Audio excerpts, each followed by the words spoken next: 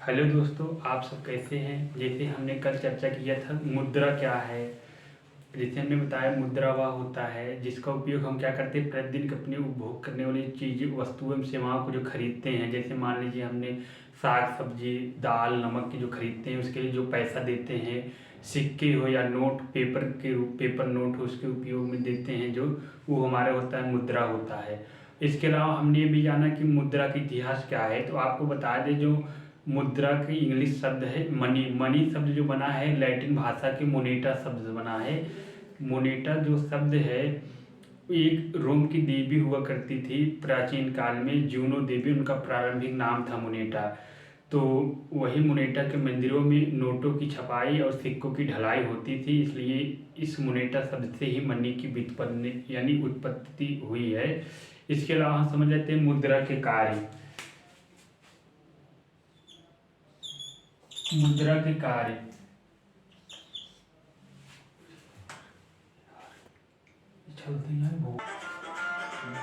चलिए जानते हैं मुद्रा के प्रकार क्या क्या होते हैं, मुद्रा के कार्य क्या होते हैं। मुद्रा के कार्य, मुद्रा का कार्य क्या होता है। सबसे पहले क्या होता है मुद्रा का कार्य, मूल्य का मापन। मूल्य का मापन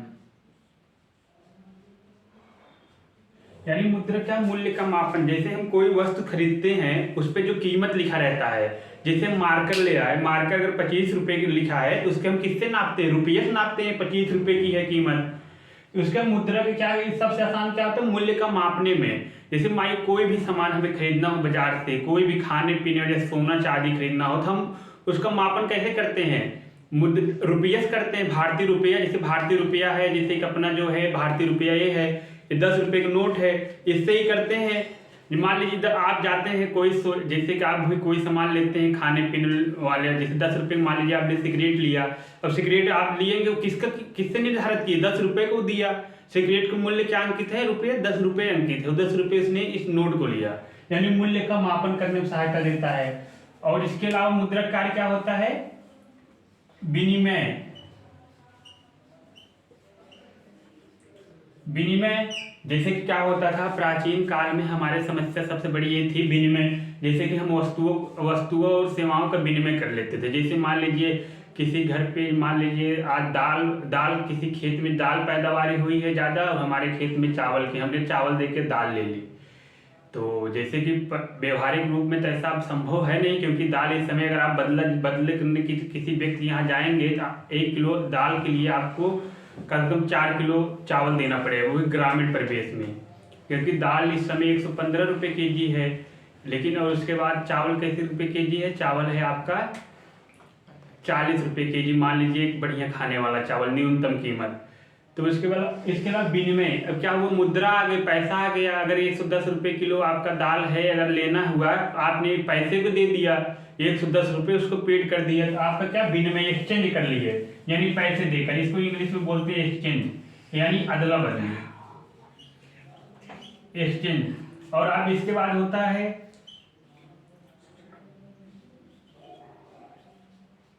भावी मूल्यों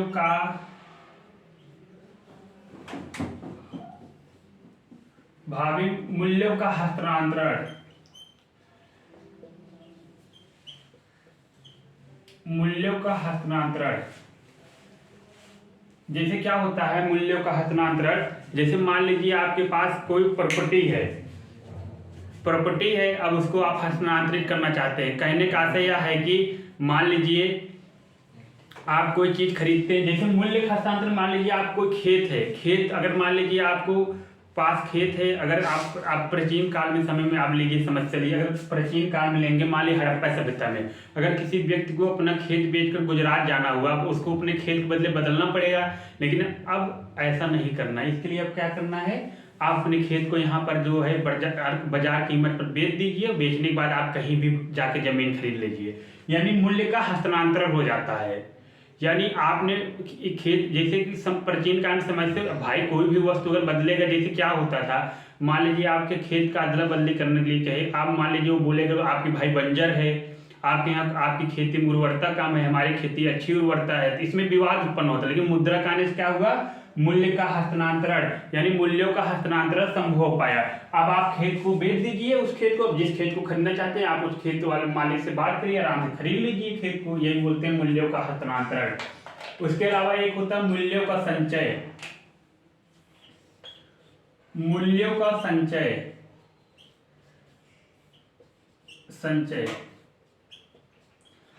जैसे कि क्या होता है, हमारे भारतीय समाज में बहुत सारे व्यक्ति होते हैं, वो उनके पास पैसा रहता है, कहते नहीं ये इतने अमीर व्यक्ति हैं। अमीर व्यक्ति कैसे लगाते हैं, जैसे मुकेश अंबानी इतने भी अमीर हैं, उनके पास 10 लाख करोड़ रुपए की संपत्ति है। 10 लाख करोड़ यानी उनके पास संचय किए हैं धन का, यानी मूल्यों का संचय, धन का संचय है उनके पास, करोड़ रुपये से कीमत लगा रहे हैं। यानी जैसे कि कोई व्यक्ति और मान लीजिए एक भारतीय समाज मध्यम वर्गीय परिवार से, वो क्या करता है, पैसे को इकट्ठा करके रखा रहता है, कहते हैं इस व्यक्ति के पास इतना पैसा है, इतना लाख रुपए है, तो ये इसने संचय करके रखा है। अब इसके अलावा जानते हैं types of money. Types of money, types of money में सबसे पहले हम जानेंगे क्या होता है, लेखा मुद्रा। Types of money, types of money. Types of money में सबसे पहले हम देखेंगे लेखा मुद्रा। लेखा मुद्रा, अकाउंटिंग मनी।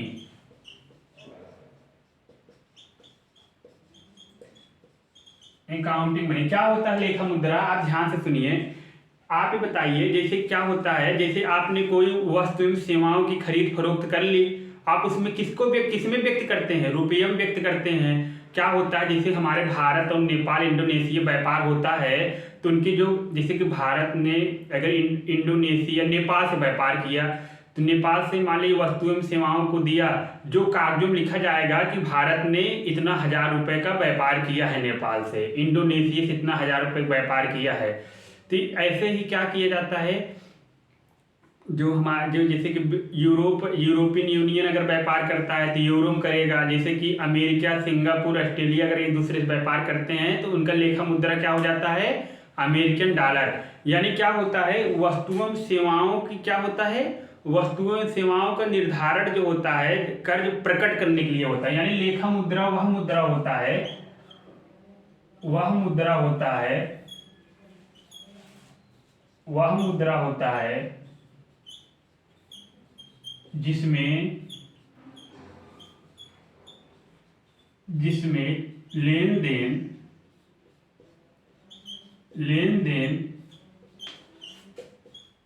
व कीमत कर्ज को प्रकट किया जाता है। कर्ज को प्रकट किया जाता है, प्रकट किया जाता है, कर्ज को प्रकट किया जाता है। जैसे कि आपका उदाहरण हो गया, आपका एग्जाम्पल जैसे हो गया, जैसे Bharat, Nepal, Indonesia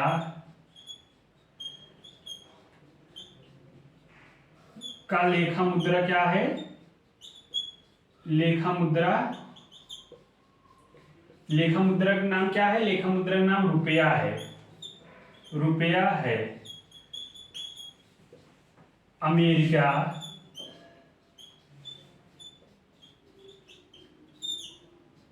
Britain, Australia,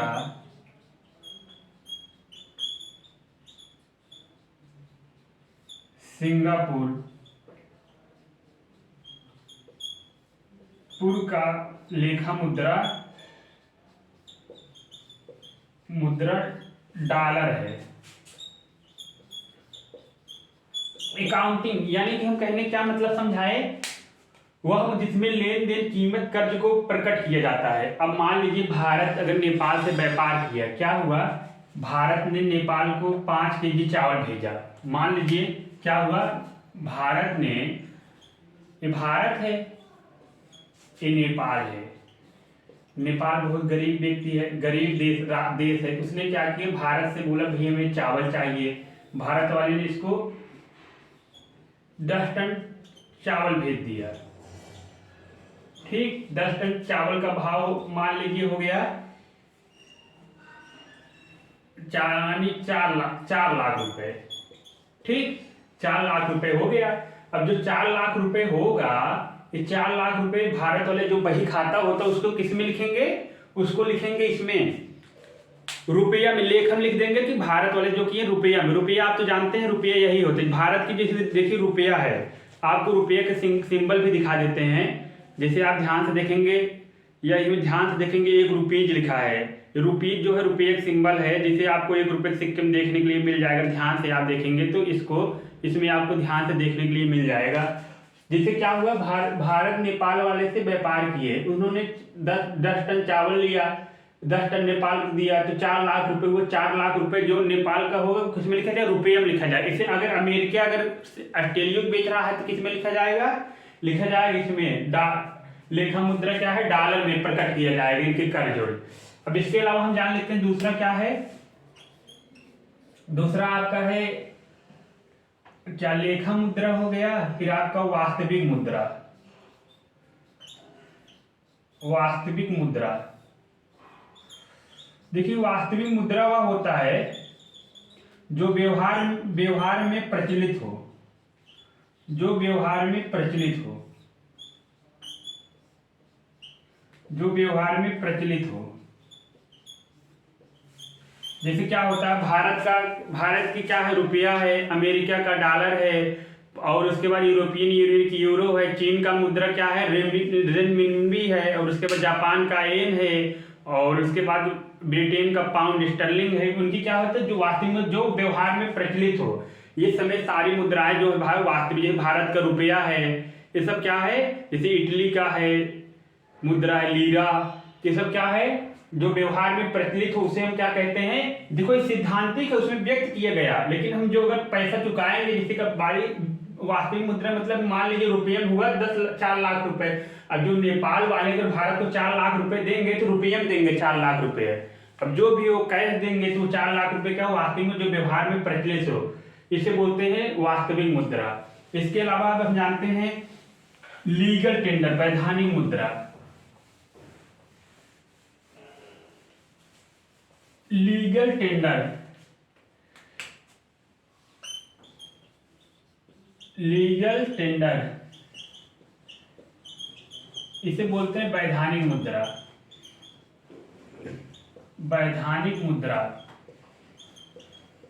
आपको बता दें, वैधानिक मुद्रा वह मुद्रा होता है जो कानून बनाकर या सरकार की आज्ञा से चलती है मार्केट में, उसे हम क्या बोलते हैं, लीगल टेंडर, वैधानिक मुद्रा। जैसे हमने आपको बता दें, जैसे आप ये नोट खोलेंगे, इस पे क्या लिखा है, मैं धारक को 10 रुपए अदा करने को वचन देता हूं। यानी भारत आरबीआई ने बोला है अगर कोई व्यक्ति इस नहीं ले, यानी लीगल है। इसमें लिखा है आरबीआई गवर्नर सुब्बा राव का हस्ताक्षर भी इस नोट में। इसमें कह दिएगा कि कोई व्यक्ति 10 रुपए का नोट नहीं लेता, उसके आप कार्रवाई कर सकते हैं। यानी वैधानिक है, लीगल है, केंद्र सरकार जारी की है। अभी मोदी को मन करे वो बोल नहीं देंगे, भाइयों बहनों आज से मैं कागज पे लिख देता हूँ, ये मुद्रा चालू हो गई। क्योंकि क्या होता है वैधानिक मुद्रा, क्या होता है लीगल टेंडर, ऐसी मुद्रा जो कानून एवं सरकार के आज्ञा से चलन में होती है, आज्ञा से चलन में होती है, चलन में होती है, उसे क्या बोलते हैं, उसे लीगल टेंडर बोलते हैं, टेंडर बोलते हैं। इससे इस मुद्रा को लेने के लिए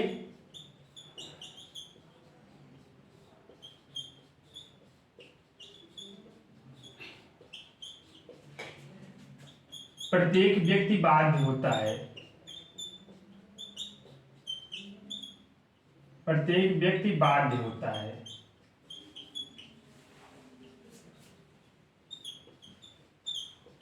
क्या हमने बोला, ऐसी मुद्रा जो सरकार के आज्ञा से चलन में हो। अब भैया जिस सरकार ने चलाया, जैसे कि आरबीआई ने नोट चला, उस पर लिखा ना, मैं धारक को 10 रुपए वचन, जैसे कि अदा करने को वचन देता हूँ, तो 10 रुपए है, कागज पे लिखा हुआ है, ये विशेष कागज इस पे अंकित है, लिखा हुआ है, इस पे आरबीआई गवर्नर का हस्ताक्षर है। अगर कोई दुकानदार लेने से मना करता है, आप उसके खिलाफ एक्शन करिए, कंज्यूमर फोरम में जाके शिकायत करिए, आरबीआई के जो हेल्पलाइन नंबर है, शिकायत निवारण प्रणाली पोर्टल, उस पर जाकर शिकायत करिए कि व्यक्ति फला फला लेने से मना, क्योंकि प्रत्येक व्यक्ति इस मुद्रा को लेने के लिए बाध्य होता है, क्योंकि आपको लेना, अगर नहीं लेने लिए इस नोट को आप लेने से मना करेंगे तो आपसे पूछा जाए क्या कारण है, कोई दुकानदार क्यों नहीं ले रहा है, क्या कारण है, इसलिए प्रत्येक व्यक्ति इसको बाध्य होता है। एक कानून, यानी इस मुद्रा को कैसे लाए, कानून बनाकर, या सरकार आज्ञा दे दी, आज्ञा पर अधिसूचना जारी कर दी, आज से रुपए चालू हो गए। जैसे कि मोदी ने 8 नवंबर 2016 बोल दिया आज से पुराने नोट बंद, तो बंद हो गए, उनकी अधिसूचना जारी कर दी। ऐसे बोल देंगे आज से क्या नाम है, कागज पे लिख के ये मुद्रा चलने लगी, तो ऐसे होता है। क्या होता है, लीगल टेंडर, लीगल टेंडर के बाद होता है एक आपका ऐच्छिक मनी, जिसे बोलते हैं optional money, optional money, optional money, optional money को क्या बोलते हैं, ऐच्छिक मुद्रा, ऐच्छिक मुद्रा। अब आपके मन में ऐच्छिक मुद्रा क्या होती है, आपको बता दें, ऐच्छिक मुद्रा वह मुद्रा होती है जिसको लेने के लिए कोई व्यक्ति बाध्य नहीं होता है। सरकार ये नहीं कह सकती आप इस मुद्रा को लेने के लिए बाध्य हो, नहीं, भुगतान ये तो इच्छा करता है कि हम ले लें इस मुद्रा को, ना ले लें। जैसे क्या है, भुगतान प्राप्तकर्ता की इच्छा पर निर्भर करता है, भुगतान प्राप्तकर्ता की इच्छा पर निर्भर करता है, इच्छा पर निर्भर करता है।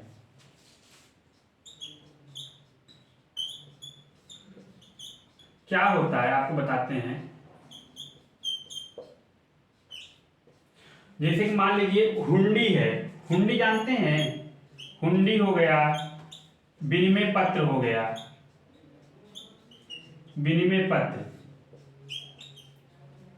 एग्जाम्पल क्या होता है, भुगतान प्राप्तकर्ता की इच्छा पर निर्भर करता है। ऐच्छिक मुद्रा, ऐच्छिक मुद्रा ऐसी मुद्रा होती है, आप सरकार इसको लेने के लिए किसी व्यक्ति को बाध्य नहीं कर सकती है कि ये व्यक्ति ये मुद्रा ले ही ले, क्योंकि अगर ऐसा मुद्रा अगर सरकार बाध्य करती है तो जानते हैं समस्या, बाध्य खाली करेंगे लीगल वैधानिक मुद्रा में, इसमें नहीं ऐच्छिक है भाई, हमारी ऐच्छिक मुद्रा है, हमारी इच्छा है, हम लेंगे, नहीं लेंगे। अब कोई हुंडी लेके चला आए, बोले हमसे लो, नहीं तो हम सर भाई शिकायत कर जाओ, भाई शिकायत कर दो, हमसे क्या मतलब है, नहीं लेना है, नहीं लेना है। यही है हमारी ऐच्छिक मुद्रा। ऐच्छिक मुद्रा को क्रेडिट मुद्रा भी कहा जाता है, क्रेडिट मनी भी कहा जाता है, क्रेडिट मनी। देखिए क्रेडिट मनी इसलिए कहा जाता है क्योंकि ये साख पर काम करता है। जैसे मान लीजिए क्रेडिट जानते हैं आप सब, क्रेडिट होते नहीं, कहते हैं व्यक्ति, कोई व्यक्ति ये कहता है हमारी क्रेडिट वहां तक है, क्रेडिट में पहुंच बोलते नहीं, घर और में गाँव में कोई व्यक्ति होता कहते हैं हमारी क्रेडिट उस नेता तक, उस राजनेता तक। इसी प्रकार बैंकों में भी हर व्यक्ति की क्रेडिट होती है, जिसे बोलते हैं सिविल स्कोर, कहते नहीं हमारा सिविल स्कोर 6 से 8 तक बीच रहेगा तभी बैंक में नजर में आप अच्छे व्यक्ति माने जाएंगे, इसलिए क्रेडिट होता है। क्रेडिट क्या होगा कि यानी पहुंच, यानी बैंक में आपकी साख कितनी अच्छी है। जैसे कि ऐसा नहीं आप बैंक का पैसा लिए चुकाएं, अगर बैंक का पैसा समय से लेकर समय चुकाते हैं तब आपकी साख अच्छी मानी जाती है। क्रेडिट आपका बैंक में अच्छा है तब बैंक आपसे बिना पूछे लोन दे, ले जाओ भाई, जितना ले जाओ आपकी क्रेडिट स्कोर देख के। क्रेडिट स्कोर का जो निर्धारण होता है आपके लेन देन के ऊपर निर्भर करता है। जैसे क्रेडिट जो होती है क्या इस पर निर्भर करता है, जैसे कि कोई व्यक्ति चेक जारी करने आए तो चेक जो जारी करने वाले उसके ऊपर निर्भर करता है। जैसे हुंडी जो विनिमय पत्र है वो व्यापारियों के साथ क्रेडिट पर निर्भर करता है, यानी व्यापारी की क्रेडिट कैसा उस पर निर्भर करता है। डिमांड डीडी जो होता है, डिमांड ड्राफ्ट तो बैंकों के ऊपर निर्भर करता है, इसे क्रेडिट मनी बोलते हैं। यानी कि क्रेडिट मनी ऐसी है जो साख पर निर्भर करे। इसके अलावा हम देखते हैं क्रेडिट मनी के बाद हम देखते हैं बहुत बढ़िया है टोकन मनी। आप सब सुनते होंगे, सांकेतिक मुद्रा भी बोलते हैं इसे, टोकन मनी, बहुत सुंदर सा नाम है टोकन मनी, सांकेतिक मुद्रा, सांकेतिक मुद्रा।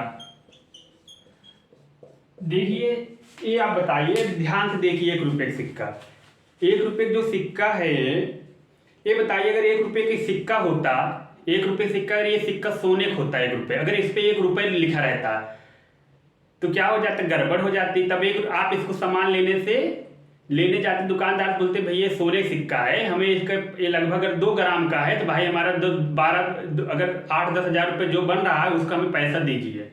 दुकानदार बोले भैया इस पे 1 रुपए लिखा, लेकिन आप बोले भैया सोने का लिखा है। इसलिए क्या होता है, जो हमारा 1 रुपए का सिक्का होता है, 1 रुपए का सिक्का किससे बना, क्रोमियम और निकेल से बना होता है। यानी कहने का अर्थ क्या है, इसका धात्विक मूल्य अंकित मूल्य से कम होता है। जो अंकित मूल्य इस पे 1 रुपए लिखा है, जो जैसे मान लीजिए धातु अगर 40 पैसे बना होगा, लेकिन इसका अंकित मूल्य नहीं 60 पैसे, यानी इसका क्या मतलब समझे, जो इसका धात्विक मूल्य अंकित मूल्य से कम होता है। यानी टोकन मनी का क्या होता है, धात्विक मूल्य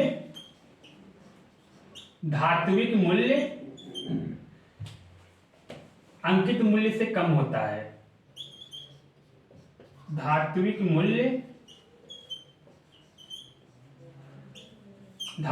मूल्य किससे कम होता है, अंकित मूल्य से कम होता है।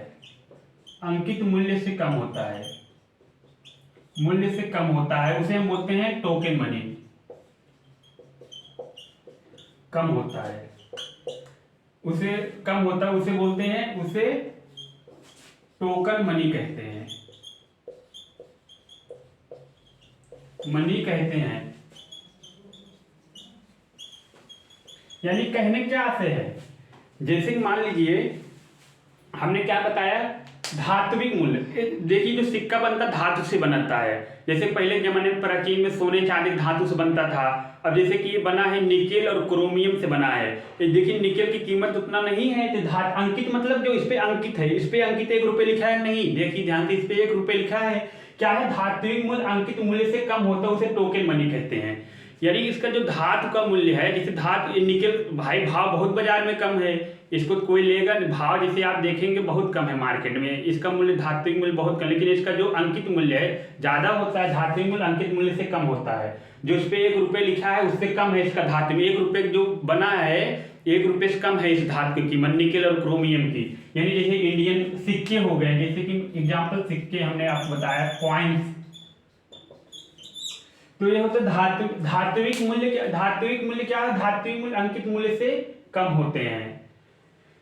धात्विक मतलब धातु आपको पता होगा, आप विज्ञान पर धातु वह होते हैं जो धातु आप पढ़े होंगे कि जिसमें कि क्या सोने चांदी ये सब धातु के अंतर्गत आते हैं। फिर जैसे कि उपधातु अधातु ये सब चीजें जानते हैं। इसी प्रकार जैसे कि धातु ये हमारा निकेल क्रोमियम है, इसी प्रकार से।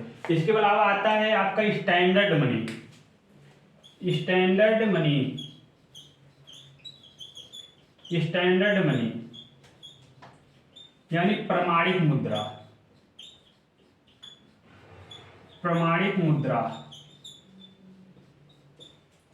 क्या होता है इसका, वास्तविक मूल्य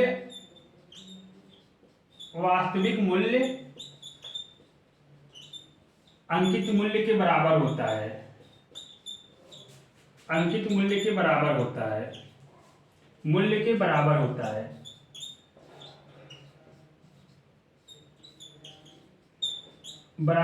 उसे हम स्टैंडर्ड मनी कहते हैं। यानी क्या है, वास्तविक मूल्य। जैसे कि आपका एग्जांपल हो गए गोल्ड सिल्वर।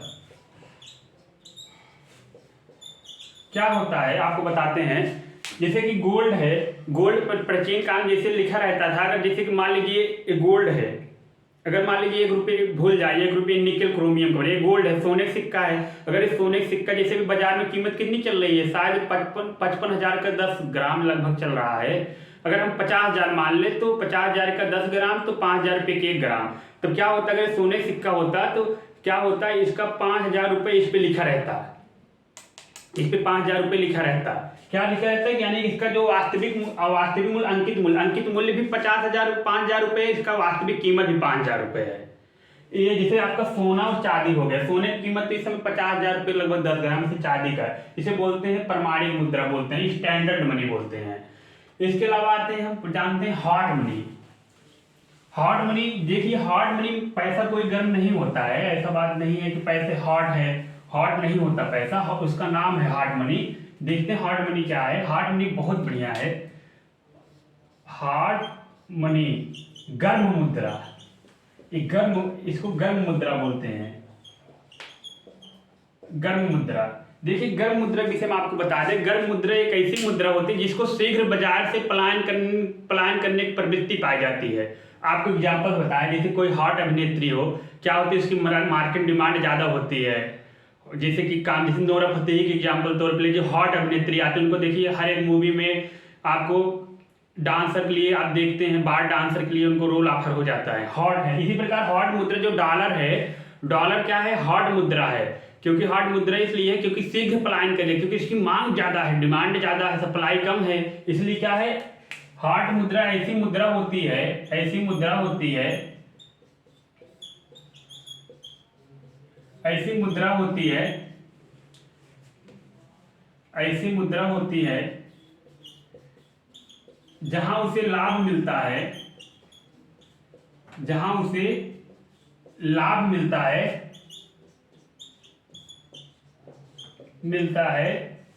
वहां ट्रांसफर हो जाता है, वहां ट्रांसफर हो जाता है,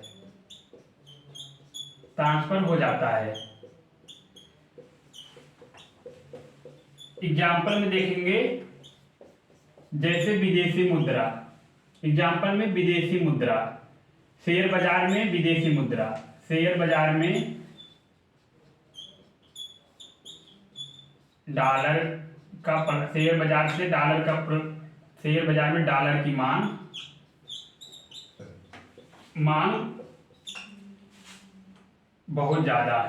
यानी क्या होता है, आप देखेंगे जैसे कि इंडिया में भी डॉलर क्या चल रहा है, शायद डॉलर चल रहा है, एक डॉलर बराबर कितना हो रहा है, 80 रुपये 250 रुपये, ऐसा कुछ हो रहा है। इस समय इंडियन रुपये में कन्वर्ट करेंगे तो 82.5 रुपया। अब क्या होता है, डॉलर की प्रवृत्ति हॉट है, इसकी डिमांड ज्यादा है, क्या करेगा, जैसे पाकिस्तान में अगर देखेंगे, पाकिस्तान में इस समय ज्यादा मांग है, तो क्या है, पाकिस्तान को चला जाएगा, खरीद लेंगे। क्योंकि अब जैसे पाकिस्तान रुपये में देखेंगे, लगभग एक डॉलर इंडिया में 82 रुपये 50 पैसे हो रहा है, तो पाकिस्तान लगभग 110 रुपये होगा, लगभग 110 रुपये, वहां पाकिस्तान को पलायन कर जाएगा। यानी इसको शीघ्र बाजार से पलायन करने की इसकी प्रवृत्ति पाई जाती है। इसकी हॉट है ना, गर्म है, इसकी मांग ज्यादा है, जहां रहता है वहीं वो पहुंच जाता है, अपनी गर्मी सबको दिखा देता है। इसके अलावा हम देखते हैं hard money, hard money, hard money बोलते हैं, जैसे कि हार्ड मनी ऐसी मुद्रा होती है जिसकी डिमांड ज्यादा, मांग ज्यादा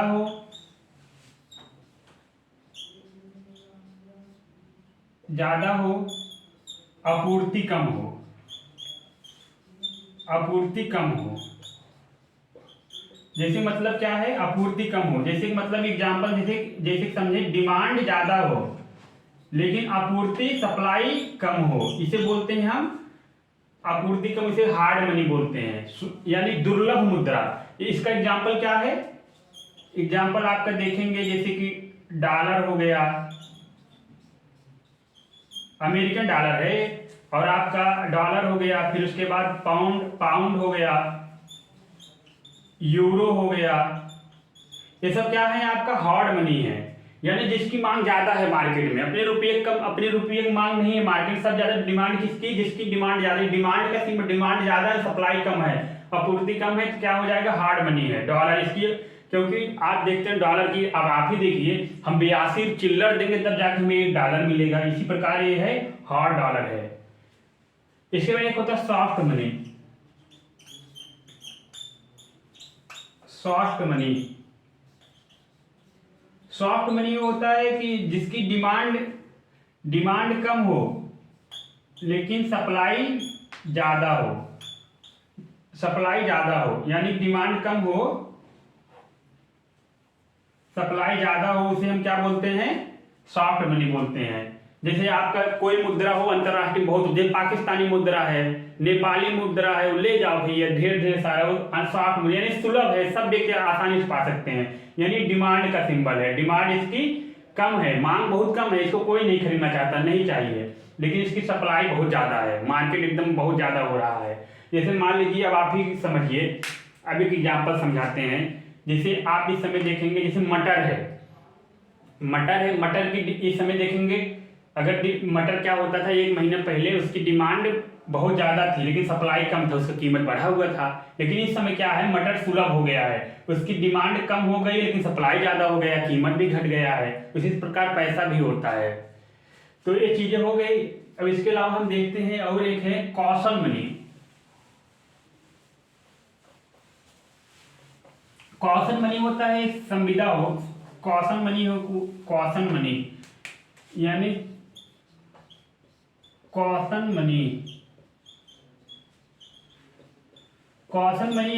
ऐसी मुद्रा होती है जिसको गैर जमानती, यानी कि गैर जमानती मतलब क्या है, आप मान लीजिए जैसे कि आप कोई स्कूल में, जैसे कि आप लाइब्रेरी में कोई बुक लेने जाते हैं, लाइब्रेरी में मान लीजिए आप पढ़ते हैं, कोई मतलब कि आपसे मांगते नहीं भैया कुछ पैसा दे दो फिर बुक लेके जाओ लाइब्रेरी से, आपसे जमानत के तौर पर बोलते हैं कुछ पैसा रख दो, तो जमानती के लिए पैसा रख दो। यानी क्या होता है, ऐसी मुद्रा होती है, ऐसी मुद्रा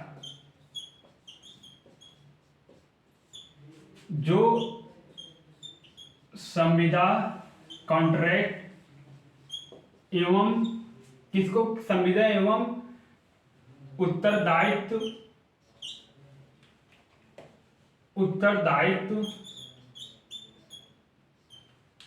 दायित्व से लिख देते, लायबिलिटी, दायित्व को पूर्ण करने के लिए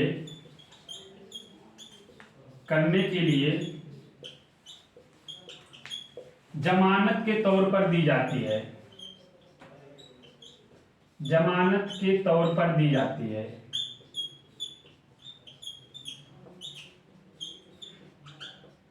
जमानत के तौर पर दी जाती है, इसे हम बोलते हैं कॉशन मनी। कॉशन मनी कैसी है, ऐसी मुद्रा संविदा एवं दायित्व का पूर्ण करने, जैसे कि आप मान लीजिए किसी व्यक्ति से कॉन्ट्रैक्ट कर लिए, होता नहीं आपने उसे, जैसे कि अभी आप बताइए विवाह शादी होता है, आप लगन बुक करते समय, जैसे कि आप विवाह शादी कोई भी डीजे बुक करिए, डीजे बुक करने के लिए अगर 5,000 रुपये है, लेकिन उसको आपने दे दिया कि 100 रुपये, 200 रुपये, यानी आपने उसको बुक करने के लिए दे दिया, इसको प्री अमाउंट नहीं बोलते, 200 रुपये दे दिए, तो इसका क्या होता है, इसे यही है आपका कॉशन मनी, इसे बोलते हैं जमानती, यानी कि 200 रुपये दे, जो एक बात ध्यान रहे। अब आप बताइए, अगर 200 रुपये डीजे वाले दे दिए, अब आप लगन आपका बुक हो गया, मान लो 18 मई को डीजे का आना है, तो आपने मान लीजिए लगन डीजे कैंसिल कर दी, तो आपका पैसा 200 रुपये लौटाएगा नहीं। तो समझ नहीं, ऐसी मुद्रा जो संविदा दायित्व को पूर्ण करने के लिए जमानत के तौर पर दी जाए, यानी आपने उसको जमानत के तौर पर दी है, वो आपको रिटर्न करने के लिए बाध्य नहीं है।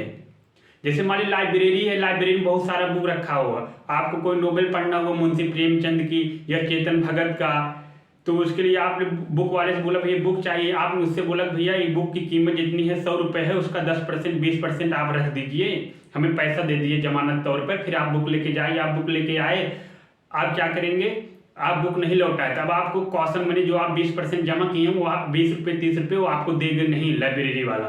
इसी प्रकार होती है कॉशन मनी। उसके अलावा एक और बचता है आपका, इसे बोलते हैं पेपर मनी।